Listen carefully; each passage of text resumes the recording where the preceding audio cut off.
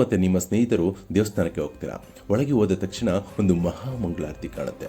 ನೂರಾರು ದೀಪಗಳು ದೇವರ ಮುಂದೆ ಬೆಳಗೋದು ನಿಮಗೆ ಕಾಣುತ್ತೆ. ನಿಮ್ಮ ಮನಸ್ಸು ಮಂತ್ರಮುಗ್ಧರಾಗಿ ಶಾಂತಿ ಮತ್ತು ನೆಮ್ಮದಿಯಿಂದ ಕಣ್ಣು ಮುಚ್ಚುತ್ತೆ ಮತ್ತು ಒಂದು ದೊಡ್ಡ ನಮಸ್ಕಾರವನ್ನು ದೇವರಿಗಾಗಿ ಹಾಕುತ್ತೆ. ಕಣ್ಣು ತೆರೆದ ಕೆಲವೇ ಕ್ಷಣಗಳಲ್ಲಿ ನಿಮ್ಮ ಮುಂದೆ ಒಂದು ದೊಡ್ಡ ದೇವರ ಮಂಗಳಾರತಿ ನಿಮ್ಮ ಕಣ್ಣ ಮುಂದೆ ಬಂದು ನಿಲ್ಲುತ್ತೆ. ನಾಸ್ತಿಕರು ಮಂಗಳಾರತಿ ಅಥವಾ ಕರ್ಪೂರದಾರತಿಯನ್ನು ಮೂಢನಂಬಿಕೆ ಅಂತ ಮೇಪಿಸ್ತಾರೆ. ವಾಸ್ತವವಾಗಿ ಅದು ಮೂಢನಂಬಿಕೆ ಅಲ್ಲ.